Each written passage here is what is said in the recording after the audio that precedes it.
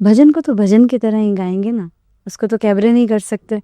एक सिंगर को मैं समझती हूँ हर तरह का गीत गाना चाहिए, हर तरह की उसको शिक्षा मिलनी चाहिए।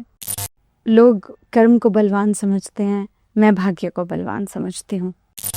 जप ले हरि का नाम मेरे मन, जप ले हरि का नाम, जप ले हरि का नाम मेरे मन, जप ले हरि का नाम।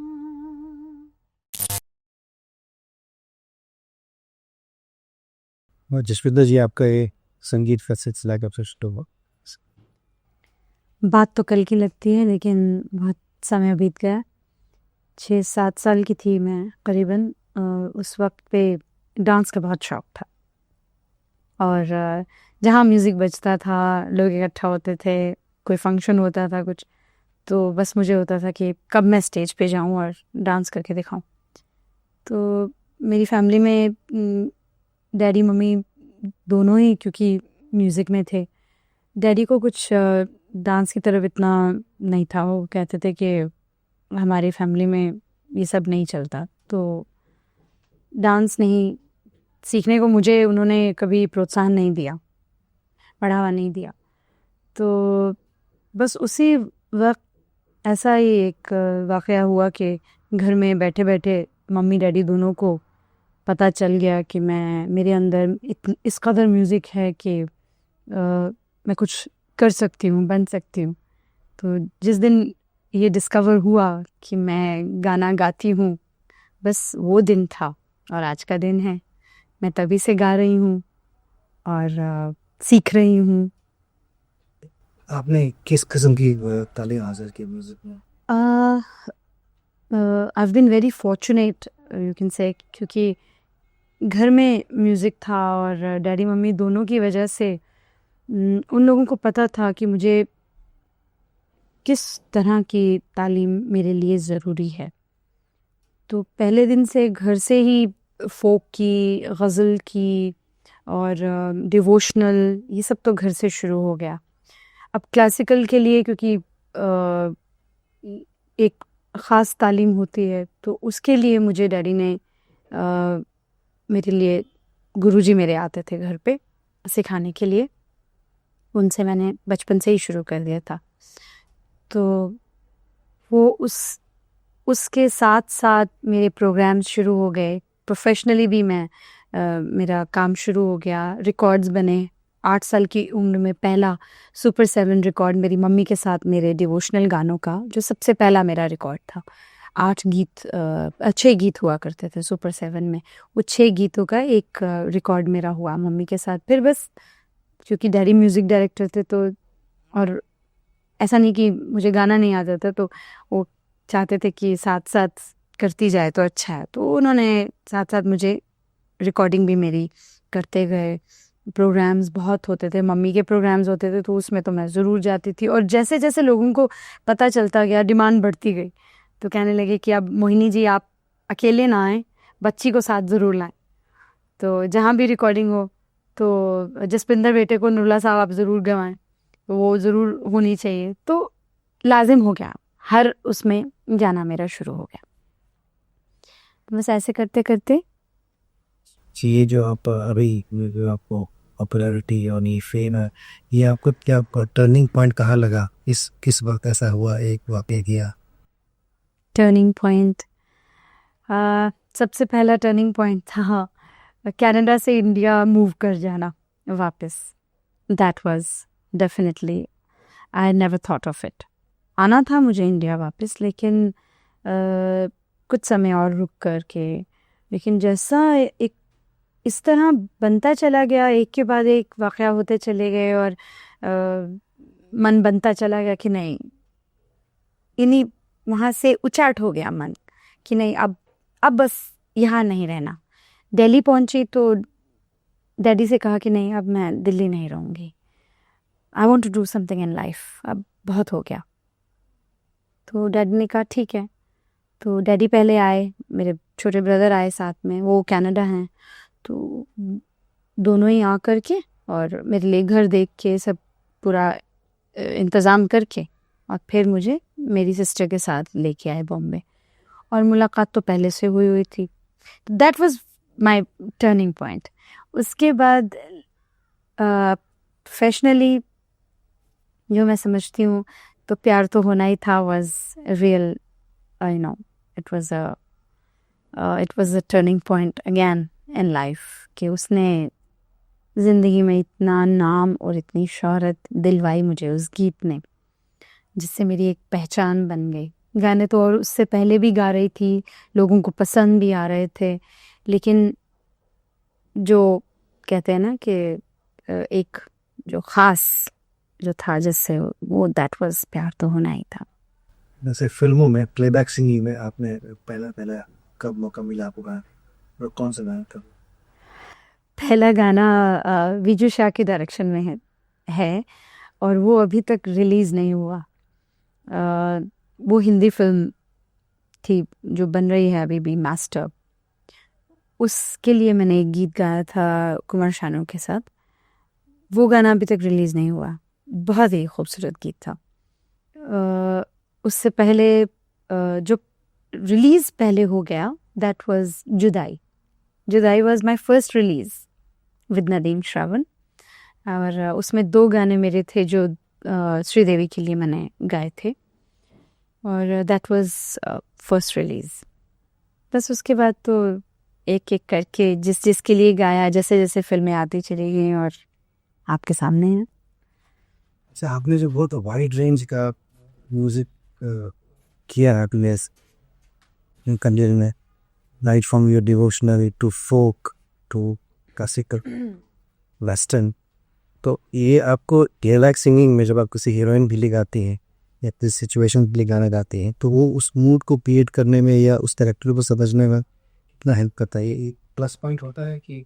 Definitely it has been a plus point, क्योंकि भजन को तो भजन की तरह ही गाएंगे ना, उसको तो कैबरे नहीं कर सकते।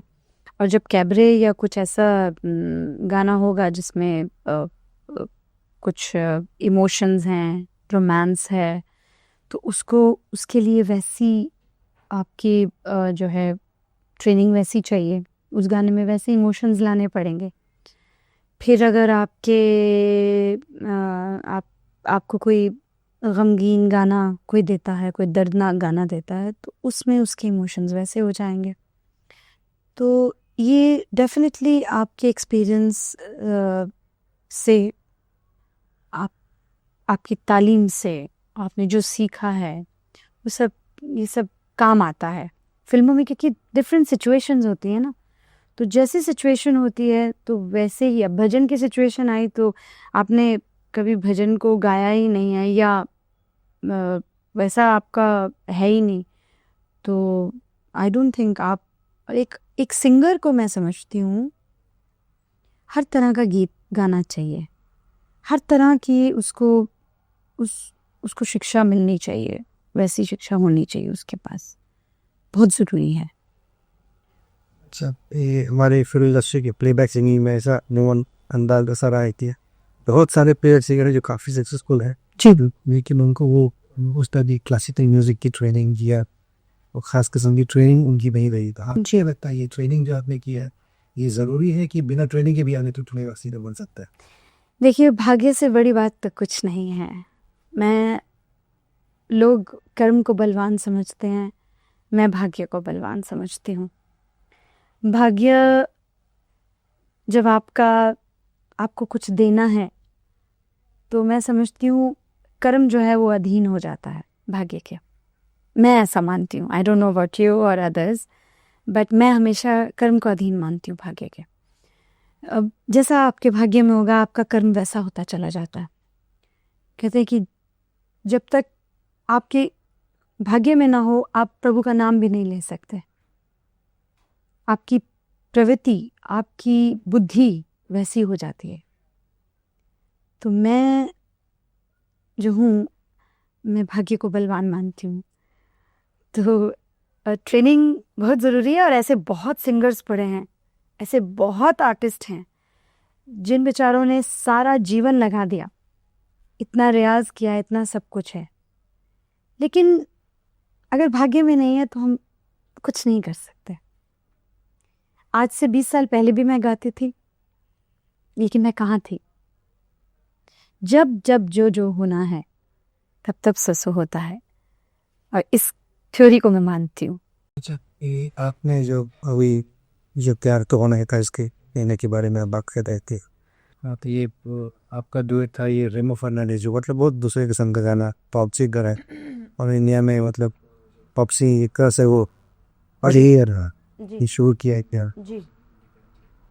तो उनके गाने की स्टाइल और आपके गाने की स्टाइल जो है उसमें आपको क्या ऐसा खास बात लगा जिससे कि ये गाना को इतना दम मिला और मतलब इतना पॉपुलर हुआ ये गाना। तो एक अजीब किस्म का फ्लेवर था इस गाने का, और तो वही जो अजीब दोनों के वॉइस का क्वालिटी था उसमें बहुत कुछ कंट्रीब्यूट किया वो। हाँ, वो गाना यानी प्यार तो होना ही था जिसकी बात आप कर रहे हैं, वो गाना जो है वो डेफिनेटली जैसा आपने अभी कहा है कि अलग था, हटके था, तो डेफिनेटली वो हटके ही था। वो गाने में रिक्वायरमेंट जो थी सिंगिंग की, वही थी जो हम लोगों ने की, जो रेमो ने की या मैंने की।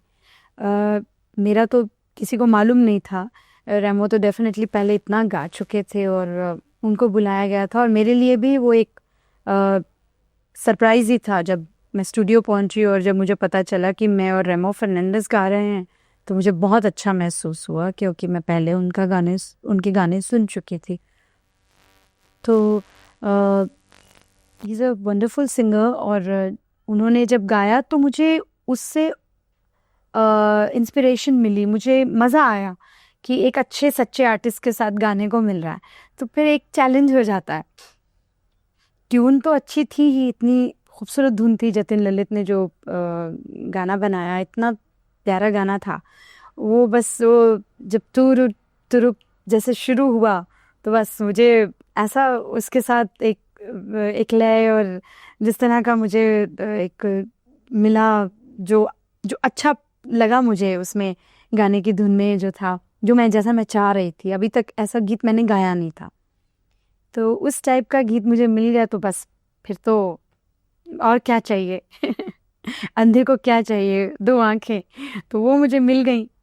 तो इसलिए मुझे एक तो गाना अच्छा, ऊपर से एक कलाकार अच्छा, उसके साथ गाने का मज़ा आया, तो यानी 2 चीज़ें मिल गई तो बस फिर तो हो गया। अच्छा, एक और चीज़ है, प्लेबैक सिंगिंग का तो बहुत आपसे कुछ एक 2 लाइन कुछ हक का कि हमें ऑडियंस के लिए कुछ नहीं है, नहीं थे इस जिम फर्स्ट सॉन्ग देन टीवी में।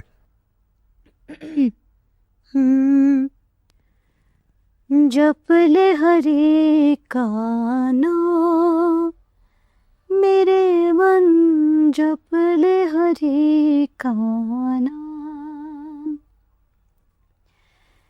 जप ले हरि का नाम मेरे मन, जप ले हरि का नाम।